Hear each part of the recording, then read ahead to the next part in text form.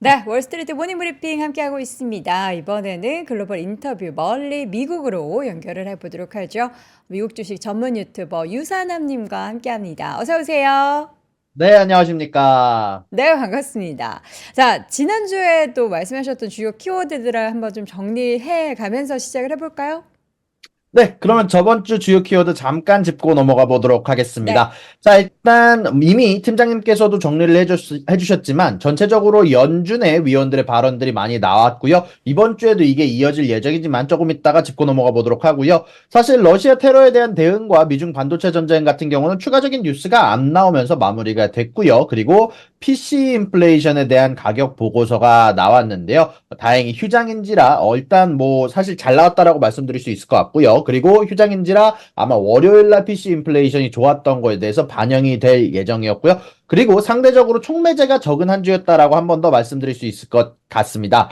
자, 일단 그런 가운데 연준 위원들의 발언들에 대해서 한번 조금 짚고 넘어가자고 말씀드리면 파월 같은 경우는 정치적 중립에 대해서 굉장히 많은 발언을 했습니다. 연준은 정책을 투명하게 해야 되며 정치적으로 벗어나서 자신의 소신을 갖고 두 가지 임무에 집중해서 해야 된다라고 지속적으로 이야기를 하기도 했고요. 그리고 많이들 원래 FOMC에서 했던 발언들과 크게 차이가 나지는 않았지만 사실 거기에다가 몇 가지 매파를 조금 몇 스푼 정도 추가한 정도라고 말씀드릴 수 있을 것 같은데 그 이유가 금리 인하를 조금 더 천천히 여유를 갖고 해야 되고 지금의 고금리가 시장에 크게 영향을 주지 않는다. 시장이 별로 안 아파한다라고 언급이 되게 되면서 전에 FOMC보다는 소폭 더 매파적인 발언들을 추가하기도 했었고요.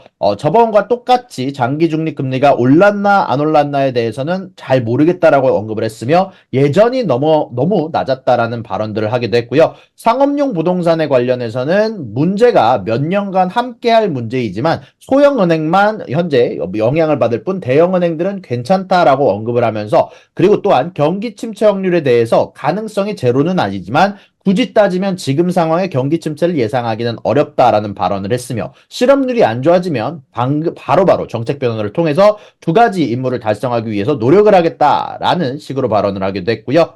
그리고 월러 총재 같은 경우는요, 경제가 연준이 금리 인하 명분을 주지를 않는다라고 얘기를 하면서, 어떻게 보면 매파적인 발언으로 시작을 했지만, 반대로 금리 인상을 만들기 위해서도 드라마틱한 인플레이션 변화가 필요하다면서 사실상 금리 인상이 끝났다라는 점을 시사하기도 했으면서, 동시에 인플레이션은 내려갈 거다. 달러는 여전히 가장 수요가 많은 화폐다라고 하면서 연착륙에 대한 약간 조금 더 확신에 가까운 모습들을 보여주기도 했었고요. 그리고 리사 쿡과 보스틱 총재 같은 경우는요, 리사 쿡 같은 경우는 조금 더 밸런스를 잘 잡아서 얘기를 했는데요.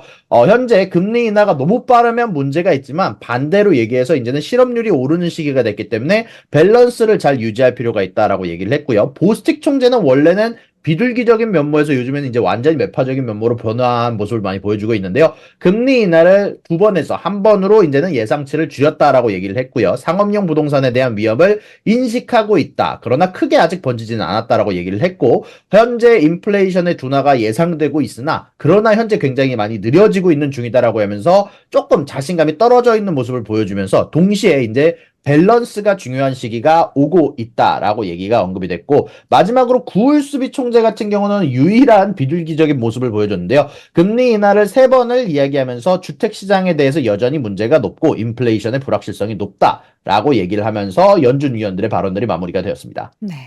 다양한 위원들의 발언들을 좀 보면 이제 앞으로 어떻게 연준에서 금리 인하에 대한 결정을 할지 좀 힌트를 얻어볼 수 있을 텐데 뭐 시장에서 나오는 얘기와 크게 다른 부분은 없는 것 같아서 뭐 그나마 다행이라고 생각해야 될지 모르겠습니다. 자, 주말 사이에는 금요일에 이제 PC 물가 지표도 발표가 있었죠? 네, 맞습니다. PC 물가 지수를 이미 팀장님께서 잘 짚고 넘어가 줬지만, 제가 한번 조금 더 디테일하게 한번 다뤄보도록 하겠습니다. 일단 좋습니다. PC 인플레이션 수치가 1년 기준으로 2.5%, 한 달 기준으로 0.3%가 나오면서 한 달 기준으로 예상치를 하회를 했고요. 그리고 코어 PC 같은 경우는 두 개 다 예상대로 1년과 한 달치가 2.8%, 0.3%가 나오면서 예상대로의 수치가 나왔습니다.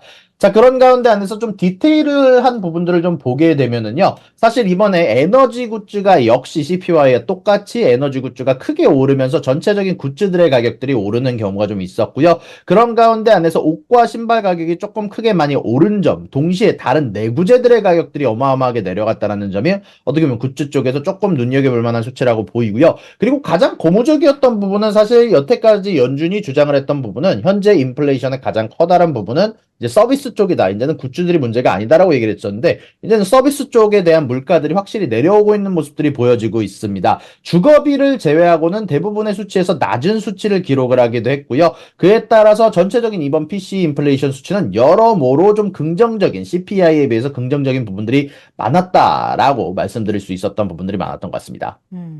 PC 내용에 있어서도 시장이 어떻게 보면은 이제 금리 인하 쪽에 있어서 조금 무게를 실을 수 있을 만한 인플레이션이 조금 괜찮아지고 있다라는 것을 확인해 볼 수 있어서 다행이다 싶은데 금요일에 시장이 열렸다면 또 이거 반응해가지고 좀 오르지 않았을까라는 그런 아쉬움도 있습니다. 자, 이번 주에는 어떤 키워드로 주요 키워드를 잡으셨을까요?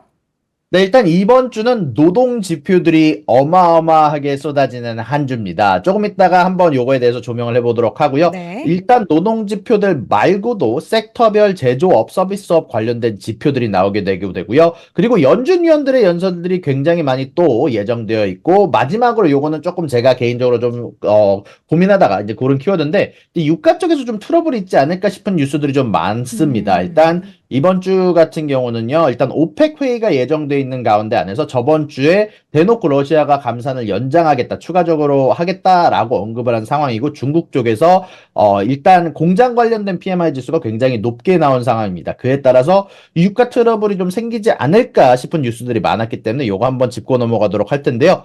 자, 일단 그 가운데 안에서 이번 주 스케줄 잠깐 짚고 넘어가면 빨간색으로 이제 제가 짚고 넘어간 거는 중요하다고 생각되는 스케줄 플러스 고용 지표들 위주로 이제 구성이 되어 있는데요. 네. 일단 월요일부터 주요 스케줄이 많이 나옵니다. 제조업 구매 관리자 지수와 ISM 제조업 지수가 나오게 되고요. 그리고 화요일 날 같은 경우는 졸트 구인 이직 보고서와 보우만 연준위원회 연설, 윌리엄스 메스터 그리고 데일리의 연설이 예정이 되어 있고요. 그리고 수요일 날 같은 경우는 오펙 회의 그리고 ADP 비농업 부문의 고용 변화, 보험안 연준위원회 연설, 서비스 구매관리자 지수, ISM 비제조업 고용 지수, 구매자 지수, 물가 지수, 그리고 파월 연준위원장의 연설이 예정되어 있고요. 그리고 목요일 날 같은 경우는 실업수당 청구 건수와 수출 수입 물가 지수가 나오게 되고 추가적으로 메스터의 연설이 예정되어 있습니다. 그리고 금요일 날 같은 경우는 미국의 평균 시간당 임금 지수와 비농업 고용 지수, 실업률이 나오게 되고요. 마지막으로 보험안 연준위원회 연설이 있을 예정입니다. 네.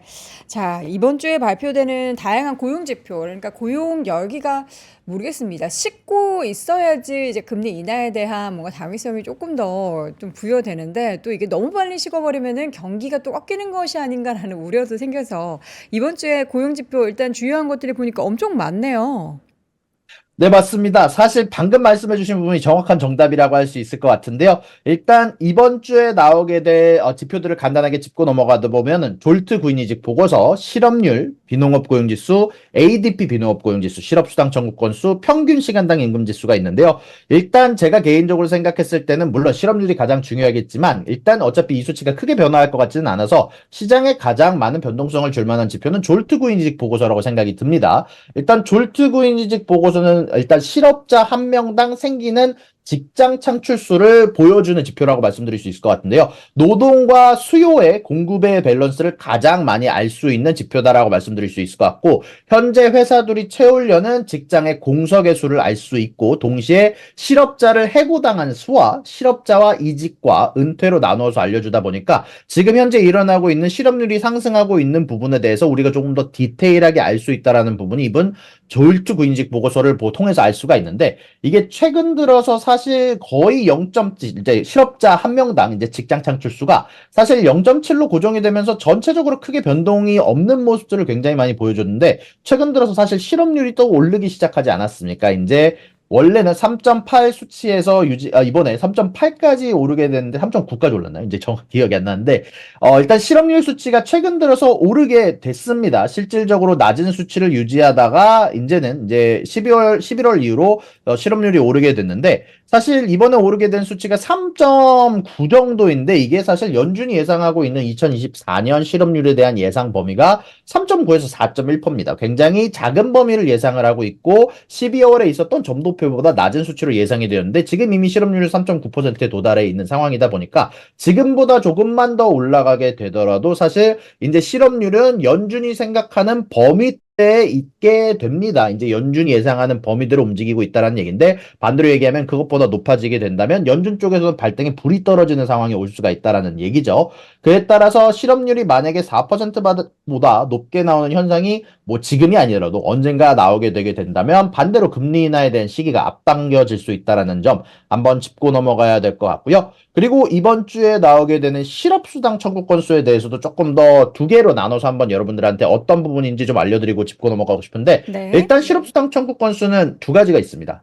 초기 실업수당 청구 건수가 있고 연속 실업수당 청구 건수가 있는데 일단 초기 실업수당 청구 건수는 특정 주에 처음으로 실업수당을 청구한 사람들의 수인데 사실 이런 것들은 경제 상황이 변화함에 따라서 노동시장에서 새롭게 실직한 사람들의 수를 반영을 하고요. 이제 연속 실업수당 청구 건수는 이미 실업수당 청구 건수를 받고 있으면서 계속해서 수당을 받기 위해 신청한 사람들의 수인데 이는 장기 실업 상태에 있는 사람들의 수를 반영하면서 경제 내에서 실직자들이 새로운 일자리를 찾는데 얼마나 어려운지, 직장 창출이 얼마나 안 나오고 있는지에 대한 어려움을 알려주는 지표다 보니까 개인적으로 생각했을 때는 가장 중요한 수치는 연속 실업 수당 청권 수다라고 한번 말씀드리고 싶고요.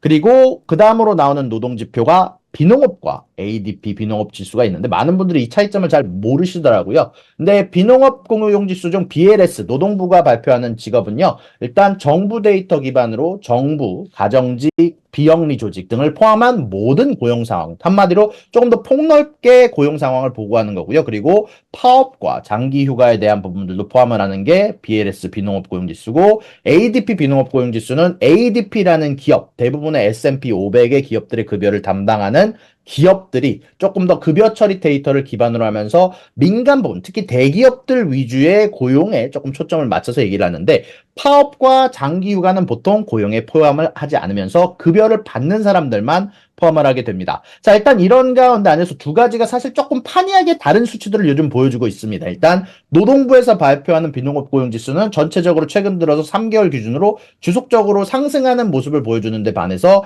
ADP 비농업 고용 지수, 사기업들 위주로 보면 전체적으로 내려오는 모습들을 보여주고 있거든요. 그에 따라서 우리가 조금 유추해 볼 수 있는 건 현재 사기업들의 상황은 전체적으로 고용들이 줄어가고 있는 상황이고 이제 슬슬 사람들을 줄어가려는 상황이라면 반대로 전체적인 섹터를 봤을 때는 현재 뭐 노동 정부에서 일하는 섹터라든지 아니면 전체적으로 뭐 비영리 기관에서 일하는 사람들은 지속적으로 고용이 조금 늘어나면서 전체적으로 두 가지가 좀 다른 상황에 나오지 않았나. 그리고 사실 여기에 일조한 부분들 중에 하나가 개인적으로 생각을 했을 때는 아마 이민 유입 증가가 아닌가 개인적으로 생각을 하고 있습니다. 이민 유입이 증가가 되면서 실업률이 소폭 늘어났지만 네. 반대로 동시에 직장 창출이 늘어나는데도 그걸 메꿀 만한 인구가 계속 들어오고 있다 보니까 그렇죠. 아무래도 전체적으로 약간 이 두 가지 방식에 좀 차이가 나는 것 같고요. 그리고 요거를 ADP의 수석 이코노미스트가 얘기를 하는 부분 한 번 더 짚고 넘어가면은 현재 노동시장은 여전히 강한 상황이다. 그러나 현재 사람들이 돈은 버는 액수는 그거에 대한 임금 상승률은 줄어들고 있다. 그러나 여전히 인플레이션보다 높은 상황이고 현재 노동시장이 굉장히 다이나믹하지만 연준의 결정을 바꿀 정도로 현재 뭐 노동시장이 강화되고 있는 모습은 아닌 것 같다라고 말씀 여기서 이제 주셨는데 저도 동학이라게 생각을 합니다. 노동시장이 여전히 강하긴 하지만 연준에서 걱정할 만큼 강한 것도 아니고 이제 또 실업률도 소폭 오르고 있기 때문에 아마 이번에 나오는 실업률 그리고 졸트 직장 창출 데이터 아마 보고 가시면 조금 재미나게 볼 수 있을 것 같습니다. 네, 이번에 고용 데이터 이번 주에 나올 부분들 여러분들이 이 데이터는 이거구나라는 것을 생각하시면서 하나씩 체크를 해보시면 좋을 것 같고요. 또 경기를 가늠할 수 있는 이제 관련한 이제 여러 가지 경제 지표 발표도 이번 주 예정돼 있죠. 네, 맞습니다. 이번 주에 제조업 지수와 ISM 제조업 지수가 나오게 되는데요. 저는 개인적으로 이 ISM 제조업 지수를 굉장히 좋아합니다. 일단 제조업 지수 같은 경우는요, S&P 글로벌에서 발행하는 좀 더 넓은 범위의 제조업 지수인데요. 이것들은 모든 국가들을 대상으로 일관성 있는 비교를 하다 보니까 중국의 제조업과 미국의 제조업, 뭐 유럽의 제조업과 미국의 제조업을 비교를 할 때 조금 더 편하게 쓰실 수 있는 수치고요. 그리고 제가 좋아하는 ISM 제조업 지수는 미국의 공급관리협회가 발표하는 지수인데요. 이제 생산, 신규 주문, 고용, 재고, 배송 시간 등등에 대해서 발표를 하는데 구매 관리자들을 대상으로 설문조사를 하는데 특정 기업들 위주로 그리고 미국 내 400기업, 400개의 기업들을 포함하면서 사실 미국에 아주 집중된 수치라고 말씀드릴 수 있고 전달에 비해서 얼마나 미국 상황이 좋아졌는지를 판단하는데 조금 더 쓸 수 있는 지표다 보니까 조금 더 미국 주식에 관련된 지표라고 말씀드릴 수 있을 것 같고요. 그리고 이 ISM 제조업 지수가 사실 최근 나오고 있는 수치가 좋지는 않습니다. 16개월 내내 하락하는 모습을 보여주고 있고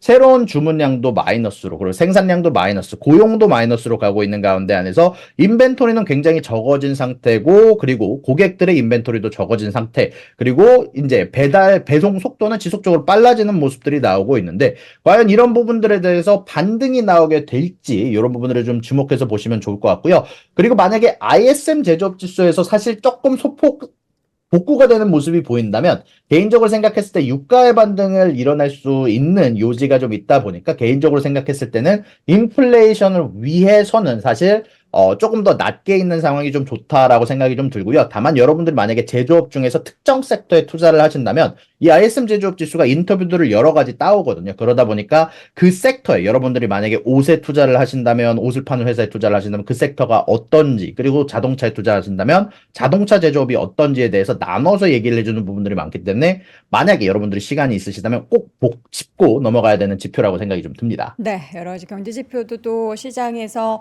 요런 게 나올 때마다 경기가 그래도 미국은 여전히 강하다를 이야기를 할지 여전히 제조업 쪽에 있어서는 아직은 조금 더 회복을 해야 되는구나라는 지표가 나오게 될지 한번 확인을 해 보도록 하겠고요.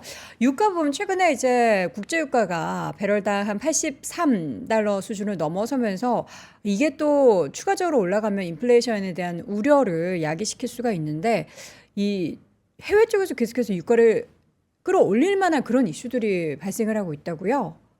네, 맞습니다. 사실 어제만 하더라도 중국 쪽에서 사실 공장들의 액티비티가 가장 많이 뛰어올랐다는 뉴스가 블룸버그의 헤드라인으로 통해서 보도가 되기도 했고요. JP모건 같은 경우는 국제유가가 100달러까지 간다라고 얘기를 하는 등 사실 조금 더 바이든 대통령에게 좀 안 좋은 쪽으로 흘러가고 있다는 뉴스도 나오고 있는데 일단 간단하게 몇 가지 뉴스가 제가 지금 현재 얘기를 하고 한번 요거와 왜 오를 수도 있다라고 생각하는지 한번 짚고 넘어가 보도록 할 텐데요. 일단 이번 주에 오펙 회의가 있습니다. 그러다 보니까 추가 감산에 대한 발안 가능성이 충분히 있는 상황이고요. 그리고 러시아가 2분기까지 감산 연장을 발언을 로이터 통신을 통해서 전달이 됐고요. 그리고 세 번째로는 방금 말씀드린 것처럼 중국 내 공장의 구매 관리자 지수가 연내 최고치를 갱신을 하면서 확장세로 도입을 했습니다. 그에 따라서 중국에서 사용되는 오일의 양이, 기름의 양이 많아질 거다라는 예상이 많이 돌고 있고요. 그리고 이번 주에 원유 재고가 발표가 되게 되는데요. 지속적으로 애널리스트 사이에서 줄어들 것이다라는 예상이 많이 나오고 있고 그런 가운데 데이터 센터들이 지속적으로 에너지 사용량을 늘려가면서 원자력 발전소 위주로 알아보고 있지만 에너지 가격의 상승을 막지 못할 거다라는 예상들이 애널리스트 사이에서 가장 많이 나오고 있고요. 그리고 미국의 에너지청에서 예상하는 단기 에너지 전망치라는 지표가 있는데 이것 기준으로도 이번 해 내에 87불 이상으로 상승할 것으로 예상이 되고 있다라는 소식이 전달이 되기도 했고 그리고 사실상 6월 금리 인하 가능성에 살을 붙이는 이야기들이 많이 나오면서 다시 또 유동성이 공급될 것으로 보는 시각들이 있고요. 또한 스위스가 인하를 했으며 유럽 쪽에서도 6월 인하의 가능성이 높게 잡히게 되면서 전체적으로 이제 글로벌하게도 유가 오일에 대한 사용량이 늘어나지 않을까, 수요가 늘어나지 않을까라는 예상이 많이 잡히게 되면서 아마 이번에 유가 관련해서는 조금 더 상승 여력이 좀 더 있는 것으로 예상이 좀 되고 있습니다. 네. 유가. 또 추가적으로 올라가면은 다음 달에 뭐 이래 가지고 인플레이션이 잡히겠느냐 말겠느냐 또 이런 얘기가 나올 것 같아서 참 걱정이 되는데 어쨌든 뭐 유가도 추가적으로 상승하는 것을 어느 정도 좀 우리가 인지를 하고 있어야 되지 않을까 싶습니다. 오늘도 보니까 앞서서 우리 박종훈 팀장도 샤오미의 전기차에 대한 관심이 되게 많았는데 우리 유사남님께서도 요거 관심 굉장히 많으신가 봐요. 네, 맞습니다. 일단 저 같은 경우는 원래 매일 주말에 이제 라이브를 진행을 하면서 여러 가지 재미난 주제에 대해서 다루는데요. 네. 이번에는 사실 샤오미의 SU7이 사실 많은 사람들의 관심을 끌었던 것 같습니다. 일단 그쵸. 저도 그랬는데 SU7 어떻게 봐도 약간 물건이다라는 생각이 좀 들기는 하더라고요. 물론 음. 이것 관련해서 중국에서 만들었느냐, 요게 실질적으로 뭐 제대로 작동을 하겠냐는 일단 두 번째로 놓고서라도 일단 지금 당장 배송을 시작하기도 했고 여러 검증된 기관의 테스트상에서도 사실 굉장히 뛰어난 성능을 보여주고 있다는 얘기가 나오고 있다 보니까 일단 요것 관련해서 제가 한번 직접적으로 비교해보는 표를 한번 가지고 와봤습니다. 일단 기본적으로 샤오미의 SU7 전기차가 저번 주 금요일 날 발표가 됐는데 스탠다드 기준으로는 4천만 원, 프로 기준으로는 4,550만 원, 맥스 듀얼 모터 기준으로 5,500만 원의 가격이 설정이 돼 있고 사전 계약자 기준으로 250에서 500만 원 가치의 냉장고, 스피커, 시트, 전동 트렁크 업그레이드가 가능한데 이게 좀 재미난 게 팔기 시작한 지 20분 만에 7만여 대에 대한 예약이 완판됐다라고 하고 나왔고요. 그리고 1시간 만에 10만 대에 해당하는 예약이 들어왔다라고 얘기가 나와 있는데 실질적으로 굉장히 이쁜 모양새, 여러 가지 이제 스포츠카들을 따라했다라는 얘기가 많이 나오고 있죠. 물론 네.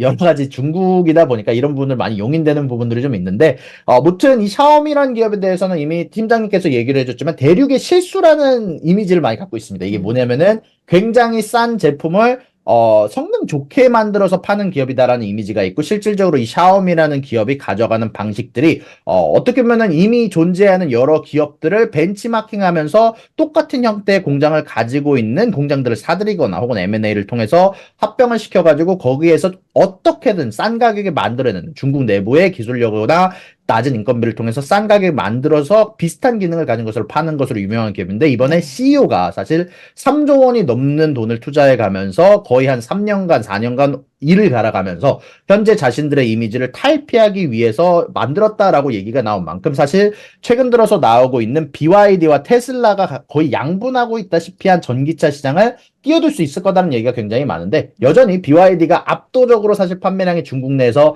많은 상황이기는 하지만 사실 테슬라가 그래도 여전히 2위에서 잘 버텨주고 있는 상황인데 지금 그런 가운데 안에서 테슬라보다 하드웨어적 성능이 일단 좀 더 나은 상황으로 사실 좀 얘기가 많이 나오고 있거든요. 그러다 보니까 하드웨어적 성능을 조금 한 번 더 객관적으로 좀 비교를 해볼까 하는데요. 일단 샤오미 SU7과 테슬라의 모델 3는 비교해서 좀 주목할 점이 좀 있습니다. 일단 가격 면에서 SU7의 기본 모델은 29,800달러에서 시작을 해서 고급 모델은 41,500달러까지 올라가는 반면 테슬라의 모델 3 가격은 기본 모델이 34,000달러에서 최고급 모델이 이제 39,500달러까지 가게 됩니다. 기본 모델을 비교를 했을 때는 SU7이 더 싸고요. 만약에 최고급 모델로 가게 되면 테슬라가 좀 더 싼 가격이 나오게 되는데요. 근데 중요한 건 기본 모델이 테슬라가 가지고 있는 기본 모델이나 최고급 모델보다 대부분의 하드웨어 성능에서 조금 더 뛰어난 성능을 자랑하기는 합니다. 물론 좀 더 나중에 출시된 모델이니까 그렇겠죠. 그런 가운데 안에서 길이와 폭, 높이, 휠베이스에서 SU7이 전반적으로 큰 사이즈를 자랑을 합니다. 그에 따라서 더 넓은 휠베이스와 함께 SU7이 조금 더 넉넉한 실내 공간을 제공할 가능성이 높고요. 중량에서는 SU7이 모델 3보다 무겁지만 아마 이거는 조금 더 튼튼한 구조나 배터리 크기에 기인할 수 있다라고 말씀드릴 수 있을 것 같습니다. 특히 배터리가 좀 더 큰 거를 장착을 해서 조금 더 달릴 수 있는 거리를 늘렸다 보니까 아무래도 좀 더 배터리 무게가 늘어나지 않았을까 싶기도 하고요. 트렁크 용량 면에서도 SU7이 모델 3보다 소폭 더 넉넉한 편이며 이런 부분들에 대해서는 여러분들의 선택에 좀 더 중요할 수 있게 작용하시 만약에 여러분들이 트렁크 공간, 수납 공간이 중요하신 분이다라고 생각하면 이게 장점일 수도 있겠다라고 말씀드릴 수 있을 것 같고 모터 구성에서는 SU7의 기본 모델은 단일 후륜 모터를 사용하고 있고요. 고급 모델에서는 두 개의 모터를 사용해서 전후륜 구동을 제공하고요. 반면 테슬라 모델 3 같은 경우는 기본 모델도 단일 후륜 모터를 사용하지만 최고급 모델에서는 더 강력한 듀얼 모터 전후륜 구동 모델을 제공한다라고 말씀드릴 수 있을 것 같고 총 모터 출력에서도 SU7의 최고급 모델은 테슬라 모델 3의 최고급 모델보다 더 높은 출력을 자랑한다는 얘기가 있습니다. 또한 속도 면에서 SU7의 최고급 모델은 265km/h로 테슬라 모델 3의 최고급 모델 200km/h보다 조금 더 높은 최대 속도를 달성할 수 있고 가속 성능에서도 SU7의 최고급 모델이 2.78로 모델 3의 4.4초보다 높은 제로백을 가져가게 되다 보니까 조금 더 가속 성능에서도 SU7이 좀 더 낫다라고 할 수 있지만 사실 이것 관련해서는 요즘 레딧에서 좀 많은 얘기가 있거든요. 과연 SU7의 제로백이 제대로 나온 거냐, 제대로 측정된 거냐라는 얘기가 많이 나오는데 그쵸. 일단 이런 가운데 안에서 제가 가장 조금 집중을 하고 싶은 건 배터리와 그리고 이 공기 저항 개수라는 이 두 가지 수치 한번 좀 집중을 하고 싶은데요. 일단 배터리 수치가 사실 일단 SU7이 조금 더 압도적으로 좀 높기는 높은 상황입니다. 그리고 사실 여기에 대해서는 조금 차이가 있겠지만 아마 전체적으로 좀 크기가 크고 무게가 좀 무거운 걸 가져갔기 때문이 아닌가 싶은데, 일단 여기에서 3원계 배터리를 사용하는 기종에서는 SU7이 좀 차이가 있습니다. SU7 같은 경우는 기본 배터리는 3원계 배터리를 사용하지 않고요. BYD에서 나온 배터리를 착용하고 있고, 그리고 중간 모델도 3원계 배터리는 아닌 CATL 배터리를 사용하고 있고, 고급 모델에 가서야 3원계 배터리를 사용하게 되고요. 테슬라 같은 경우는 모델 3에서 기본 모델과 고급 모델 양쪽 다 3원계 배터리를 사용을 하고 있는데, 일단 그런 가운데 안에서 차이가 나는, 어떻게 보면 이번에 SU7을 개발한 샤오미의 CEO가 얘기를 했던 부분 중에서 좀 재밌게 보고 갈 만한 부분이 우리가 테슬라보다 못한 부분이 딱 두 가지가 있다라고 얘기를 했거든요. 근데 그게 무엇인지는 언급을 하지 않았지만 개인적으로 제가 찾아봤을 때 아마 이 고속 충전에 대한 기술이 좀 차이가 나지 않나 싶기는 합니다. 일단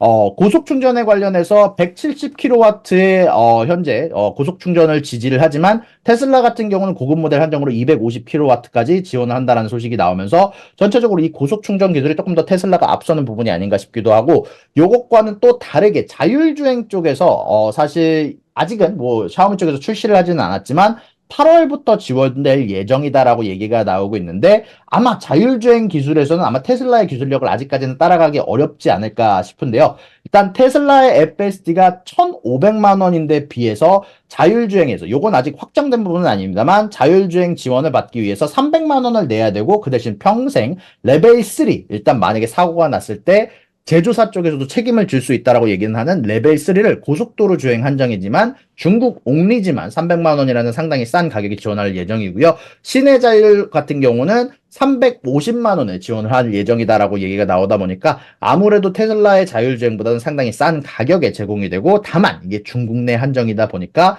미국이나 다른 국가에서는 사용하지 못할 예정이다라고 말씀드릴 수 있을 것 같고, 그리고 그런 가운데 안에서 마지막으로 공기 저항에서 관련해서 0.195라는 굉장히 낮은 수치가 나왔습니다. 이렇게 낮은 수치가 나온 건 아마 저 스포티한 모습에 좀 기인한 부분들이 좀 있을 수 있는데, 좀 날렵한 유선형으로 좀 디자인을 하게 되면서 에너지를 조금 더 효율적으로 사용할 수 있게 디자인이 되어 있다라고 말씀드릴 수 있을 것 같고요. 그리고 이미 팀장님이 말씀해 주시기는 했지만 전체적으로 이 중국에서 존재하는 전기차들 중에서도 굉장히 경쟁력 있는 가격으로 나왔거든요.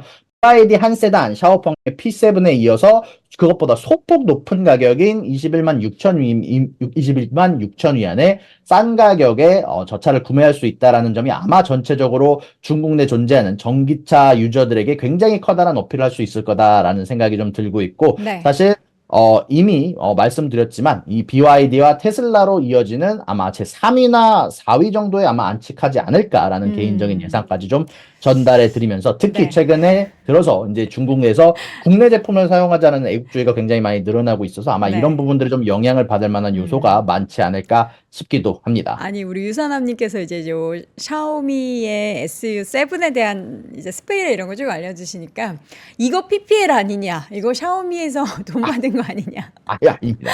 이러니까 저희가 이제 이런 이야기를, 스펙이나 이런 뭐 자율주행 기능 얼마나 많이 팔렸는지 이런 이야기를 했던 게, 사실 최근 전기차 시장에 뭐 비아디의 정말 급성장, 그러면서 테슬라의 위치가 흔들리고 있고, 전체적으로 전기차 시장 자체에 대한 좀 안 좋은 분위기 형성되고 있는 가운데, 과연 샤오미의 이러한 자동차 출시와 또 관련한 예약 데이터를 보면서 우리가 또 어떤 생각을 해야 될지, 관련 이 업계에는 어떤 변화가 있는지를 좀 탐구해 볼 필요가 있어서 말씀을 해주신 거잖아요. 네, 맞습니다. 사실 중국 전기차들이 조금 사실 불공정하게 성장을 해온 부분이 있고, 그에 따라서 네. 사실 굉장히 높은, 뭐랄까요, 좀 가성비를 가져가는 경우가 많거든요. 이거는 어떻게 보면 테슬라가 못하는 게 아니라, 이거는 좀 한번 짚고 넘어가고 싶은데, 중국에서는 전기차를 생산을 하게 될 때 2022년까지 생산자에게 전기차 보조금을 줬습니다. 그래서 만들기만 하면은 외국에서 팔든 중국 내에서 팔든 보조금을 받을 수 있어요. 그래서 생산을 굉장히 빠르게 가져갔고, 네. 그거에 대한 대가로 빠른 성장을 이루었습니다. 근데 2023년부터는 이게 지급이 중지가 됐거든요. 그러다 보니까 지금부터는 사실 손해를 보면서 팔고 있습니다. 많은 전기차 회사들이 손해를 보면서 팔고 있고, 이런 부분들을 테슬라가 사실 제살 깎아먹기 치킨 경쟁으로 가져가느냐. 실제로 사실 저번 달까지만 해도 그렇게 가져가고 있었지만 그에 따라서 테슬라 주가가 많이 하락을 했었죠. 이게 너무 가격을 싸게 파니까 마진율이 떨어져서 이제 그런 가운데 안에서 테슬라가 그래도 반격을 준비를 하고 있거든요. 이미 저번에 한번 전달을 해드렸던 것 같은데 테슬라가 자율주행 FSD를 한 달간 무료 체험을 실행을 했습니다. 저번 주 금요일부터 이제 실행이 됐고요. 요것 관련해서는 약간 긍정적인 반응들이 좀 이어지고 있는데 기본적으로 레딧에 들어가서 이제 요거에 대해서 평가를 하는 사람들의 이야기를 좀 들어봤는데 네. 요것은 아무래도 뭐가 됐건 순이익으로 이어지거든요. 일단 자율주행 FSD를 무료 체험한다라고 해서 사실 뭐 테슬라가 추가적인 돈을 쓸 게 없다 보니까 네. 이 1,600만 원에 해당하는 무료 이벤트를 통해서 늘어나면 늘어났지, 손님들이 늘어나면 늘어났지 줄어들 일은 없다 보니까 이런 부분들 관련해서 테슬라 쪽에서 굉장히 아주 현명한 전략을 짜왔다라고 생각이 좀 들고요. 다만 이런 부분들이 중국 내 경쟁에서는 사실 우위를 점할 수 있는 전략은 아니거든요. 실질적으로 미국에 있는 테슬라 유저들만 받을 수 있는 혜택이기도 하고 중국 쪽에서는 지속적인 저 같은 경우는 이제 전기차 자체가 이미 뭐 새로운 경쟁자가 등장하는 것보다 훨씬 더 커다란 경쟁자는 중국에서 존재하는 애국주의라고 생각을 합니다. 실질적으로 애플의 아이폰 같은 경우 2위에서 5위로 아주 빠르게 밀려나기도 했었고 실질적으로 최근에 존재하는 중국 내에서의 혜택을 보게 되면 사실 생수를 판매하는 굉장히 1위 중국 기업 같은 경우 CEO가 자기의 딸을 미국의 시민으로 이제 등록을 했다라는 이야기가 알려지게 되면서 판매가 거의 한 몇십 %가량 급감하기도 했었거든요. 그런 가운데 안에서 테슬라에 견줄 만한 전기차가 등장하는 것, 혹은 그것보다 모자르더라도 어떻게 보면은 조금 더 가성비가 굉장히 좋은 전기차가 등장한다라는 건 테슬라 입장에서는 전기차 관련해서 중국 내 매출 관련해서 조금 걱정할 문제가 분명히 있다라고 생각이 좀 들고요. 그리고 중국이 전 세계에서 가장 전기차 시장이 많이 발달된 곳이다 보니까 아마 이런 부분들 관련해서 박종훈 팀장님과 비슷하게 네. 전체적인 테슬라가 단기적으로는 일단 호재가 이거의 돌파구를 찾기가 좀 쉽지 않을 거라고 생각이 좀 들고 결국 요거를 해결하기 위해선 저가형 모델 사실 25,000달러에 해당하는 전기차가 나온다는 건 굉장히 커다란 호재거든요. 근데 이거가 빠르게 나와줘야 아마 중국에서 저렇게 돈을 잃어가면서 판매하고 있는 저 치킨 게임을 아마 타개할 수 있는 해결책이 되지 않을까라는 개인적인 생각을 한번 포함을 해보고 싶었습니다. 모르겠습니다. 저는 이제 아직까지 좀 중국 그 제품에 대한 불신이 있어서 그런지 뭐 전자기기 그러니까 뭐 청소기나 뭐 이런 거는 좀 쓰겠는데 어떻게 보면 자동차는 목숨과 연관이 돼 있지 않습니까? 그래서 좀 요 데이터들이나 브레이크 패드가 안전할까? 뭐 이런 생각이 들어가지고 좀 그런데 아직까지 이제 뭐 미국이나 국내 출시가 된 거는 아니니까 이제 중국 내에서 좀 열심히 활동을 하고 있는 뭐 테슬라나 우리나라 자동차들의 입지를 얼마나 더 빼앗기게 될지 여부도 좀 보셔야 될 것 같고 중국의 기술이 이만큼 많이 올라왔다라는 것에 대해서도 좀 경쟁력 있는 부분들을 우리가 또 간과하지는 못할 것 같다라는 생각이 듭니다. 자, 이렇게 해서 오늘 또 유선남님과 함께 자세한 미국 시장 이야기 또 플러스 PPL이 아닙니다. PPL이 아닌 샤오미 이야기까지 나눠봤고요. 다음 주 월요일에 또 뵙도록 하겠습니다. 오늘 말씀 고맙습니다. 수고하셨습니다. 자, 이렇게 해서 오늘도 월스트리트 모닝 브리핑 4월 첫날 순서를 모두 함께 진행을 해봤습니다. 저는 주말에 저희 그 하동 쪽에 가서 벚꽃을 미리 만나고 왔습니다. 근데 이제 아마도 이번 주에 여의도에도 벚꽃 축제를 했을 텐데 벚꽃이 없는 벚꽃 축제다. 붕어가 없는 붕어빵이다. 이런 이제 이야기가 있더라고요. 아마도 날씨가 조금 추워가지고 덜 피었을 텐데 이번 주는 또 벚꽃이 한 수요일 목요일쯤에 돼서 막 피기 시작하지 않을까 싶습니다. 여의도 놀러 오시면 저희 오픈 스튜디오도 구경 와주시고요. 내일도 저희는 어김없이 6시에 다시 돌아오도록 하겠습니다. 여러분 고맙습니다. 장 시작 전부터 종료까지 쏟아지는 수많은 뉴스와 정보들. 이 중에서 어떤 것이 투자에 정말 도움이 되는 정보일까요? 3프로의 증시 셔터맨 박근영 마스터가 직접 정보를 선별하고 투자의 힌트를 드립니다. 시간도 아끼고 투자 아이디어도 얻는 시간, 박근영 부장의 마켓 힌트와 함께 하세요. 자세한 사항은 3프로 TV 앱과 홈페이지를 확인하세요.